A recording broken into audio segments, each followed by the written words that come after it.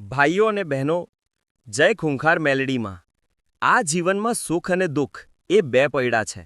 જેમ ગાડી બે પૈડા વિના ચાલતી નથી, તેમ જીવન પણ સુખ દુઃખ વગર આગળ વધતું નથી. લોકો ઘણીવાર કહે છે કે સુખમાં તો બધાને ભક્તિ થાય છે, પણ સાચી કસોટી ત્યારે થાય છે જ્યારે મનુષ્ય દુઃખમાં પણ ભક્તિ કરવાનું ચાલુ રાખે છે. જ્યારે પેટ ભરેલું હોય, પૈસા ખિસ્સામાં હોય, કુટુંબ આનંદમાં હોય, ત્યારે ભગવાનને યાદ કરવું સહેલું છે. પણ જ્યારે પરિસ્થિતિઓ કઠિન હોય, ઘરમાં તકલીફ હોય, શરીરમાં બીમારી હોય કે સમાજમાં અવગણના મળી રહી હોય, ત્યારે પણ જય માતાજી બોલી શકાય, એ જ સાચી ભક્તિ છે. શાસ્ત્રોમાં લખ્યું છે કે ભગવાને દુઃખ આપ્યું છે એ દંડ માટે નથી આપ્યું. દુઃખ એ પરમાત્માની એક કસોટી છે. દુઃખ એ આપણને યાદ અપાવે છે કે આ દુનિયા તાત્કાલિક છે. સત્ય શાંતિ તો માત્ર ભગવાનની ભક્તિમાં છે. દુઃખમાં ભક્તિ કરનારને બે ફાયદા થાય છે. એક તો દુઃખ સહન કરવાની શક્તિ મળે છે, બીજું ભગવાનના અતિ નજીક પહોંચી જાય છે. રોકો અને વિચારો. ભક્ત પ્રહલાદ પર અણગણિત દુઃખ આવ્યું, છતાં નારાયણ નારાયણ છોડી દીધું નહોતું. મીરાબાઈએ ઝેર પીધું, સોપના સાપ ગળે પડ્યા, પણ કાન્હાની ભક્તિ ન છોડી. પંડિત નરસિંહ મહેતાએ આખું જીવન ગરીબીમાં વિતાવ્યું, પણ ભક્તિમાંથી કદી પીછેહટ ન કરી. તેથી કહેવાયું છે કે દુઃખ વેઠીને કરેલી ભક્તિ જ શ્રેષ્ઠ છે. ભાઈઓ અને બહેનો, જ્યારે આપણે દુઃખમાં હોઈએ ત્યારે મનુષ્યનો અહંકાર તૂટે છે, અને જ્યારે અહંકાર તૂટે છે ત્યારે ભગવાન સાથેનું જોડાણ મજબૂત બને છે. દુઃખ મનુષ્યને નમ્ર બનાવે છે, સત્ય તરફ ખેંચે છે. આથી જો પરમાત્માની કૃપાથી તમારે જીવનમાં કષ્ટ આવે તો હૈયે ભાર ન લેતા એ દુઃખને ભક્તિનો અવસર માનો. દુઃખના સમયમાં રટેલું એક જય માતાજી ભગવાનના દિલ સુધી ઝડપથી પહોંચે છે. સુખમાં કરેલી પ્રાર્થના કાન સુધી પહોંચી શકે, પણ દુઃખમાં કરેલી પ્રાર્થના ભગવાનના હૃદય સુધી પહોંચી જાય છે. આવો આપણે નક્કી કરીએ કે જીવનમાં સુખ આવે કે દુઃખ, ભક્તિ છોડવી નથી.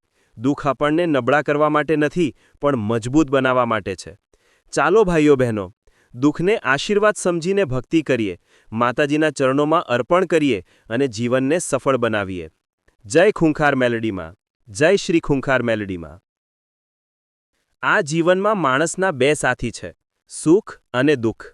જેમ સૂર્ય ઉગે છે તો સાંજ પડે છે, જેમ ચાંદની આવે છે તો અંધકાર પણ આવે છે, તેમ જીવનમાં સુખ આવે છે તો દુઃખ પણ આવે છે.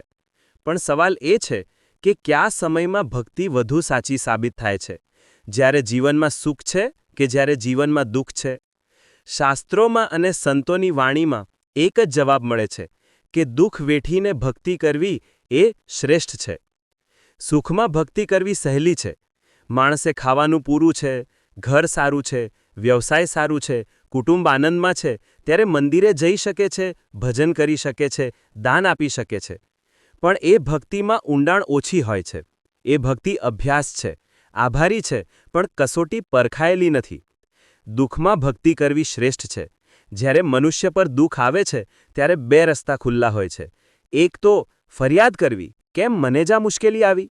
બીજું, દુઃખને ભગવાનની કૃપા સમજીને ભક્તિમાં લીન થવું. જે ભક્ત બીજો રસ્તો પસંદ કરે છે એ સાચો ભક્ત ગણાય છે. એની ભક્તિ પરમાત્માને સ્પર્શે છે. શાસ્ત્રોક્ત ઉદાહરણો આપણને બતાવે છે.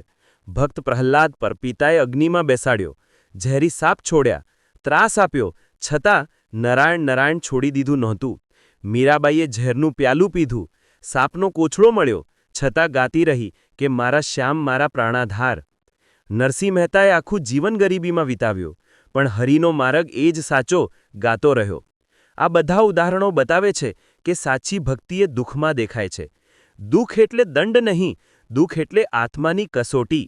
જેમ સોનાને ભઠ્ઠીમાં નાખીને ચોખ્ખું કરવામાં આવે છે, તેમ આત્માને દુઃખમાં નાખીને ચમકાવવામાં આવે છે. સુખમાં માણસનો અહંકાર વધે છે કે મારે બધું છે, મને કોઈ જરૂર નથી, એવો અભિમાન આવે છે. પણ દુઃખ આવે છે ત્યારે અભિમાન તૂટે છે, અને અભિમાન તૂટે એટલે ભક્તિનો દરવાજો ખુલે છે. તેથી દુઃખ પરમાત્માનો આશીર્વાદ છે. દુઃખથી માણસ ભગવાનને સાચા દિલથી યાદ કરે છે. જે માણસ દુઃખમાં ભક્તિ કરે છે એને 3 ફળ મળે છે. એક તો મનને શાંતિ મળે છે, દુઃખ સહન કરવાની શક્તિ મળે છે. બીજું, ભગવાનની નજીક પહોંચે છે, દુઃખમાં કરેલું જપ સીધું હૃદય સુધી જાય છે. અને ત્રીજું, જીવન પવિત્ર બને છે, દુઃખને પાર કર્યા પછી આત્મા વધુ નિર્મળ બને છે. એક વાર્તા સમજવા જેવી છે. એક શિષ્યએ ગુરુજીને પૂછ્યું કે દુઃખમાં ભગવાનને યાદ કરવું કેમ ખાસ છે. સંતે કહ્યું કે ધારો કે એક માણસને તરસ લાગી છે. પાણી મળ્યું તો એ પીશે, પણ એની કિંમત એને ખબર નહીં પડે. પણ જો કોઈ રણમાં તરસ્યા પાણી પીએ તો એ દરેક ઘૂંટને આશીર્વાદ માને છે. એ જ રીતે સુખમાં કરેલી ભક્તિ સારી છે, પણ દુઃખમાં કરેલી ભક્તિ અનમોલ છે. આજના સમયમાં પણ આપણે જીવનમાં પરીક્ષાઓ આવે છે. કોઈને બીમારી, કોઈને ધંધામાં નુકસાન, કોઈને સંતાનોમાં તકલીફ. પણ આ બધા સમયમાં જો આપણે જય માતાજી બોલીએ, માતાજીના ભજન કરીએ, તો એ દુઃખ આશીર્વાદ બની જાય છે. ભગવાન કહે છે કે તમે એક પગ મારી તરફ ચાલો, હું 100 પગ તમારી તરફ દોડીને આવું છું. તેથી ભાઈઓ બહેનો, જીવનમાં જ્યારે પણ દુઃખ આવે, એને શાપ ના માનો, એને આશીર્વાદ માનો. એ દુઃખ આપણને ભક્તિ તરફ ધકેલે છે. સુખમાં કરેલી પ્રાર્થના ભગવાનના કાન સુધી પહોંચી શકે, પણ દુઃખમાં કરેલી પ્રાર્થના ભગવાનના હૃદય સુધી પહોંચી જાય છે. આવો આપણે સૌ નક્કી કરીએ કે જીવનમાં સુખ આવે કે દુઃખ, ભક્તિ છોડવી નથી. દુઃખ આપણને નબળા કરવા માટે નથી, પણ મજબૂત બનાવવા માટે છે. ચાલો ભાઈઓ બહેનો, દુઃખને આશીર્વાદ સમજીને ભક્તિ કરીએ, માતાજીના ચરણોમાં અર્પણ કરીએ અને જીવનને સફળ બનાવીએ. જય ખૂંખાર મેલડીમાં, જય શ્રી ખૂંખાર મેલડીમાં.